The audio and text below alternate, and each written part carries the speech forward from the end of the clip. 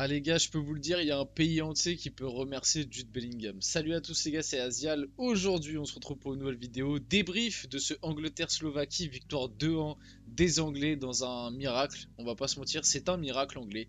La Slovaquie, pour moi, doit passer tous les jours. La Slovaquie a proposé un meilleur football, a proposé plus d'identité, plus de qualité, plus de personnalité. Voilà, plein de finalement d'adjectifs positifs qui sont à mettre du côté des Slovaques. Pendant que du côté de l'Angleterre, j'ai envie de mettre que des adjectifs ou des, tu vois, des qualificatifs négatifs en fait. Parce que j'ai vu encore une fois une Angleterre qui n'évolue pas, qui n'avance pas, qui depuis le début de cet euro, même limite, j'ai l'impression régresse. J'ai l'impression à chaque fois que je vois un match de l'Angleterre, ça devient de pire en pire. Et là, honnêtement, c'est un miracle. C'est un miracle que l'Angleterre se qualifie. Victoire 2-1, 90 plus 5, retournée de Bellingham et début de prolongation 92e, but d'Harry Kane sur un petit peu un cafouillage sur un coup de pied arrêté. C'est un miracle. On va débriefer ce miracle dans cette vidéo. Avant que la vidéo commence, n'hésitez pas à la liker, commenter, partager et vous abonner. Ça fait toujours plaisir et ça aide pour le développement de la chaîne. Et nous, on va pouvoir rentrer directement dans le débrief. Commençons quand même par les compositions. Donc côté Angleterre, on avait pareil et c'est vrai, enfin la même compo avec juste Mainoo qui a remplacé Trent Alexander-Arnold et Gallagher qui avait testé lors du dernier match. En fait, c'est pareil, c'est que Southgate, il est borné. En fait, je sais même pas s'il est borné ou s'il pense qu'il a trouvé la solution ou si tout simplement il fait cette composition par pure démagogie parce que il ne peut pas enlever les noms qui sont déjà cochés sur la feuille de match. Mais ça ne fonctionne pas. En fait, il faut changer quelque chose. Ça ne fonctionne pas. Arrête de me mettre Bellingham en numéro 10. Arrête de me le mettre à ce rôle de numéro 10, de créateur. Ça ne fonctionne pas au Real Madrid. C'est un numéro 10 qui a un rôle différent. Avec un processus différent, avec des joueurs autour de lui différents. Au Real Madrid, ça a pu fonctionner cette année, mais Bellingham, ce n'est pas un 10 créateur.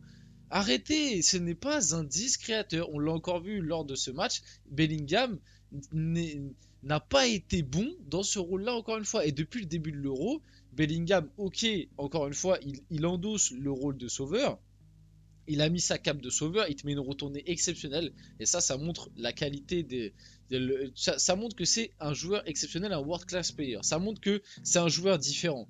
Maintenant, ça ne veut pas dire qu'il a ce rôle de numéro 10 créateur. Remets-moi Bellingham au milieu de terrain. Ou fais-moi un milieu à 3 où tu mets Bellingham avec Rice et je sais pas, mais tente un truc. Mais pour moi, Bellingham dans ce rôle-là, il faut arrêter. Pareil, Foden côté gauche, ça ne fonctionne pas. Mais franchement, mets quelqu'un d'autre.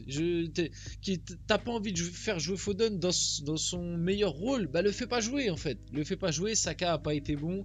Kane, très peu trouvé. Moi, franchement, je serais sélectionneur aussi, c'est un casse-tête parce qu'en fait, t'as tellement de joueurs de qualité, mais t'as tellement de joueurs de qualité qui soit jouent tous au même poste, soit ont des caractéristiques qui ne correspondent tellement pas ensemble.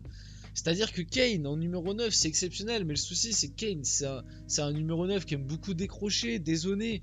Et moi j'ai l'impression que cette équipe anglaise a besoin d'avoir, en tout cas par rapport au style de jeu qu'elle montre depuis le début de la compétition et le visage, j'ai l'impression que cette équipe anglaise a besoin d'un mec qui prend un peu la profondeur devant parce que Bellingham ne la prend pas, Foden ne la prend pas et finalement Saka c'est un petit peu le seul joueur qui la prend. Mais il le fait pas toujours bien et il est pas, je trouve pas qu'il est hyper performant depuis le début de cette compétition. Enfin, il a fait enfin non, j'abuse un peu peut-être parce que c'est contre la Serbie, je crois qu'il avait été bon, où il était passeur sur le but de Bellingham justement, mais c'est pas un grand héros de Bukayo Saka non plus. Bon, la seule petite satisfaction, j'ai envie de dire, de ce match et de cette compo, c'est peut-être Kobe Mainoo. Mais après le reste c'est compliqué. Gay, je trouve ça a été, enfin je trouve c'est celui qui a été le meilleur défensivement quoi. Walker il a fait un match vraiment catastrophique, mais vas-y on va en reparler juste après. La compo slovaque, Dubravka, Vavro, Pekarik, Skriniar, David Anko, Lobotka qui a été excellent. Le match de Lobotka c'est incroyable.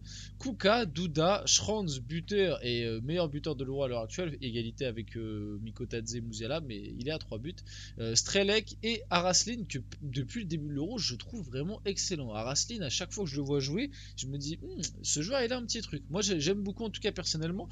Donc, on a eu un début de match compliqué. Enfin, pas qu'un début en fait. L'Angleterre a fait un non-match clairement. L'Angleterre a maximisé 2 minutes de jeu sur la rencontre et ils ont marqué les 2 buts en 2 minutes. Voilà la réalité. Mais pour moi, la Slovaquie mérite une qualif largement. L'Angleterre n'a rien montré et pour moi, en fait, ce début de match, bon, ça montre un arbitrage un petit peu sévère. Je trouve que l'arbitre a dégainé peut-être un peu trop vite des cartons. Je crois déjà là il y avait 3 cartons au bout de 17 minutes, mais je crois que au bout de 30 minutes de jeu, il avait distribué 5 ou 6 cartons, ce qui est beaucoup trop. Et alors que justement en deuxième mi-temps, je trouve que des fois il y avait des fautes un peu plus grossières où il en a pas donné. Donc je pense qu'il s'est un petit peu perdu dans son propre jeu par rapport à ça, mais ça montre bien que les Anglais ont été mis en difficulté. Le carton jaune de Guy au bout de 3 minutes, c'est sur une passe de Trippier qui te met mais vraiment dans une situation où si Guy fait pas faute, le Slovaque, je sais plus c'était qui, il part au but en fait.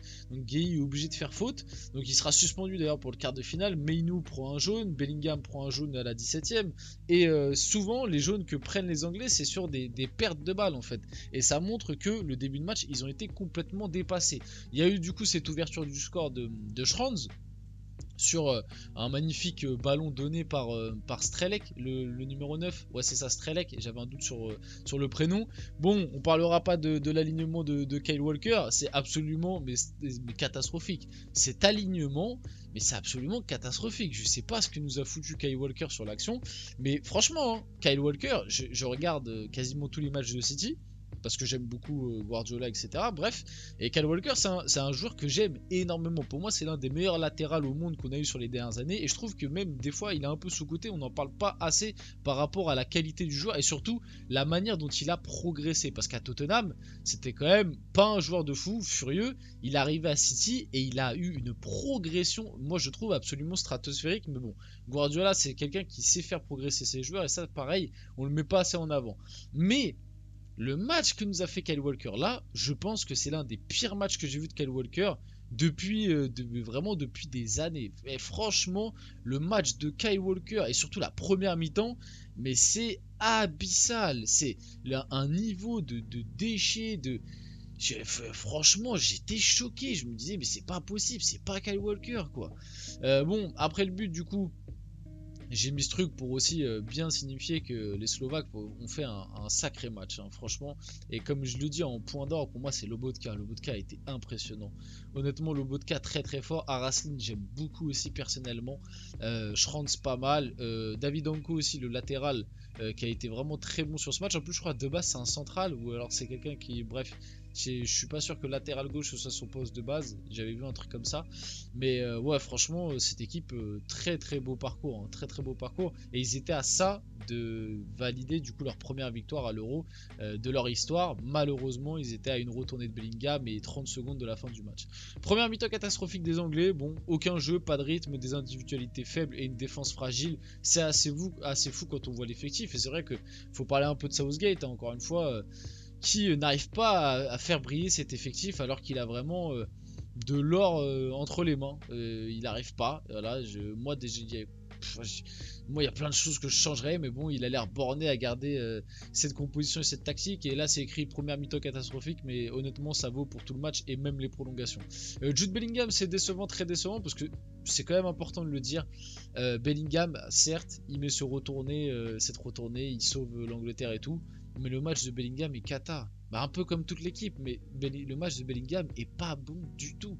Pas bon du tout. Bellingham, il fait un match catastrophique avant cette retournée. Mais maintenant, il y a cette retournée spectaculaire qui permet à l'Angleterre d'être sauvée. Donc, bien évidemment qu'on va retenir ça. Et que dans quelques années, on va pas se retenir que Bellingham a fait un match mauvais. On va se retenir qu'il a mis une retournée à la 95e qui a permis à l'Angleterre de peut-être aller chercher l'Euro à la fin du tournoi. Tu vois, donc...